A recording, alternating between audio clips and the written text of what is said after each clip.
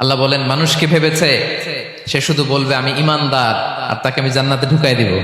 না, কখনো না, কোশ্চিন কালেও না। আমাদের জীবনে যত হতাশা, আমাদের জীবন নিয়ে যত অভিযোগ, আমাদের মনে যত কষ্ট, আমাদের হৃদয়ের ভেতরে যত অস্থিরতা, তার মূলে হচ্ছে এই সমস্যা যে আমরা ভুলেই গেছি আমরা পরীক্ষা দিতে আসছি।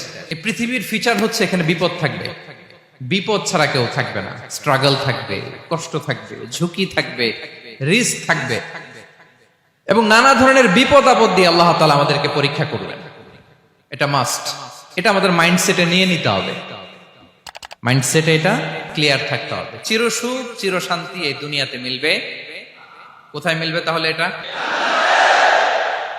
তাহলে বিপদ আসবেই, আপদ আসবেই, পরীক্ষা থাকবেই আমাদের জীবনে। তবে ইন্টারেস্টিংলি মজার বিষয় হচ্ছে পরীক্ষাটা এক একজনের এক এক রকম। পুরো পৃথিবীটা একটা পরীক্ষা ক্ষেত্র, কিন্তু কারো প্রশ্নপত্রের সাথে কারো প্রশ্নপত্রের কোনো মিল নাই। সুবহানাল্লাহ। আমার পরীক্ষা একরকম, আপনার পরীক্ষা আরেক রকম, ওই ভাইয়ের পরীক্ষা আরেক রকম, ওনারটা আরেক রকম। সবাই পরীক্ষার্থী, সবাই পরীক্ষার্থী, কিন্তু কারো প্রশ্নপত্রের সাথে কারো প্রশ্নপত্রের কোনো মিল নাই। কারোর জন্য পরীক্ষা হচ্ছে সে খুব অসুস্থ, প্রচন্ড অসুস্থতা, তার জন্য পরীক্ষা। ক্যান্সারের রোগী, দুরারোগ্য ব্যাধি, ডক্টর বলছে 4th স্টেজে চলে আসছে, কয়েক মাস বাঁচতে পারে, এটা তার জন্য পরীক্ষা। আবার কারো দেখবেন যে খুব একটা অসুস্থতা নাই, অসুস্থতার ঝামেলা নাই, কিন্তু তার দারিদ্রতা আছে, তার আর্থিক অনটন, এটা তার জন্য পরীক্ষা।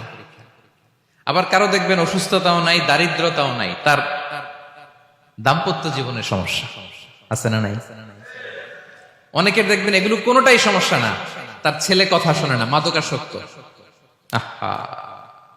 মাদকাসক্ত, রিহ্যাবে পাঠায়, আবার আসে, আবার গাঁজা খাওয়া শুরু করে, আছে না নাই বলেন?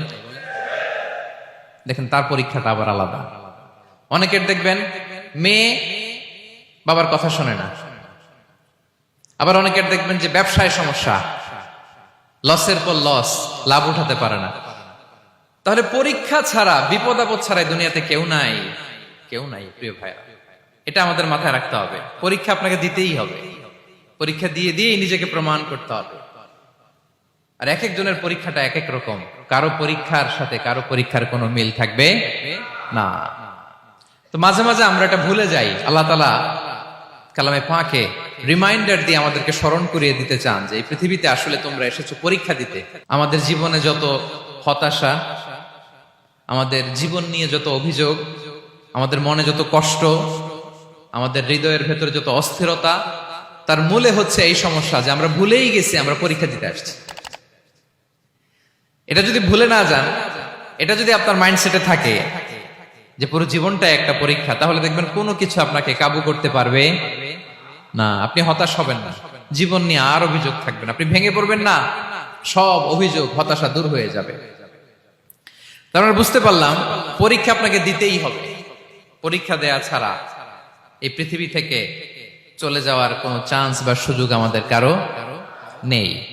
সূরাতুল আনকাবুতে আল্লাহ তাআলা এই কথাটা আরো চমৎকার ভাবে বলেছেন। আল্লাহ তাআলা ইরশাদ করছেন, আহাসিবান নাসু আইয়ুতরাকু আইয়াকুলু আমান্না ওয়া হুম লা ইফতানুন ওয়ালাকাদ ফাতান্নাল্লাযীনা মিন ক্বাবলিহিম ফালা ইয়া'লামান্নাল্লাহু আল্লাযীনা সাদাকু ওয়া লা ইয়া'লামান্নাল কাযিবিন।